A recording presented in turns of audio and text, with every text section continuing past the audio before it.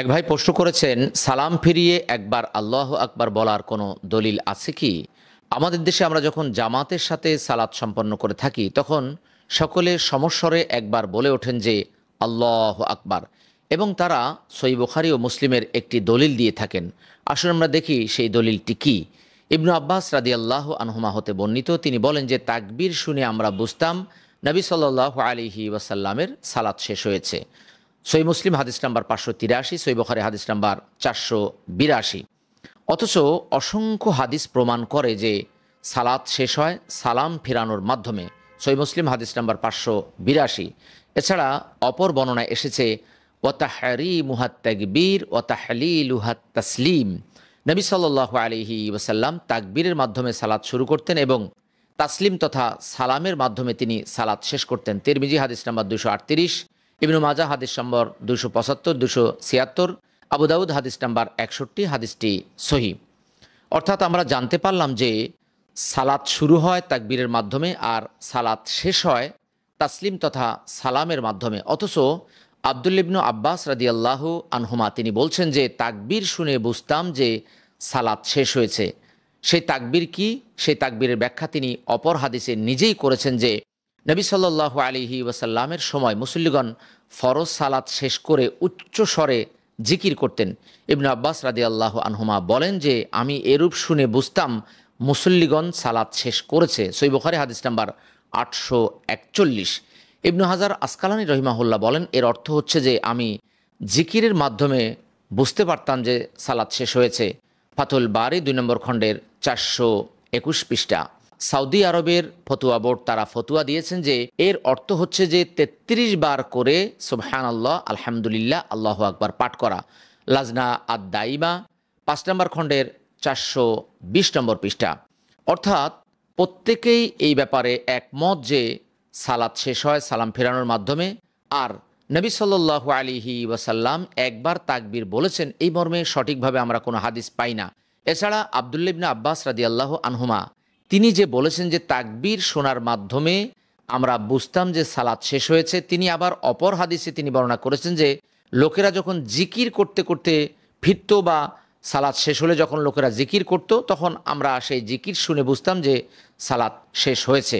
অথচ অপর বর্ণনায় আমরা পাই যে সালাম ফিরিয়ে রাসূলুল্লাহ সাল্লাল্লাহু আলাইহি ওয়াসাল্লাম বলতেন আস্তাগফিরুল্লাহ আস্তাগফিরুল্লাহ আস্তাগফিরুল্লাহ আল্লাহুম্মা আনতাস সালামু ওয়া মিনকাস সালাম তাবারাকতা ইয়া যাল জালালি ওয়াল ইকরাম।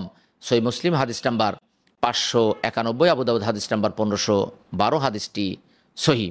আর এই হাদিসটি বর্ণনা করেছেন কমপক্ষে 6 জন সাহাবী, অর্থাৎ সাওবান রাদিয়াল্লাহু আনহু, সহিহ মুসলিম 591, আয়েশা রাদিয়াল্লাহু আনহা, সহিহ মুসলিম 592, ইবনু মাসউদ রাদিয়াল্লাহু আনহু, সহিহ ইবনু হিব্বান হাদিস নাম্বার 2002, 4 আব্দুল্লাহ ইবনু আবিল হুজাইল, মুসনাদুল হারিস হাদিস নাম্বার 191, 5 আমর ইবনুল আস, 6 আব্দুল্লাহ ইবনু ওমর রাদিয়াল্লাহু আনহুমা।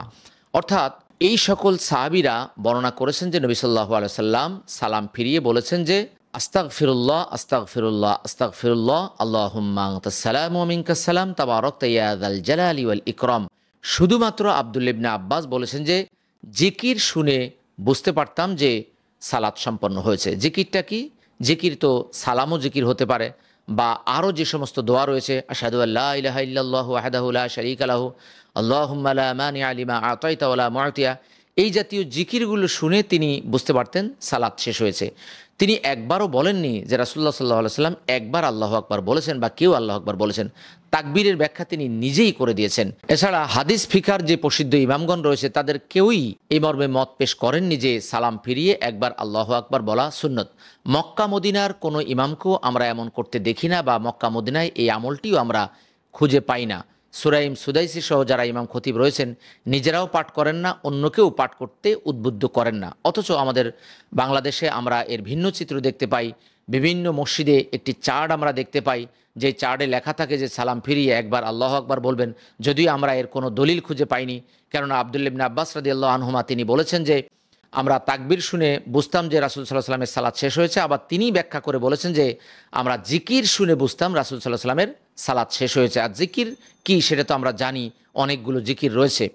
আমরা এমন কিছু ইমামকে দেখতে পাই যাদের প্রত্যেকেই এই মত পেশ করেছেন যে সালাম ফিরিয়ে 3 বার ইস্তেগফার এবং একবার আল্লাহুম্মা আনতাস সালাম ওয়া মিনকাস সালাম তাবারাকতা ইয়া যাল জালালি ওয়াল ইকরাম প্রথমে এটা বলাই সুন্নত। আরও অনেকগুলো দোয়া রয়েছে, সেগুলো পরবর্তীতে বলা সুন্নত।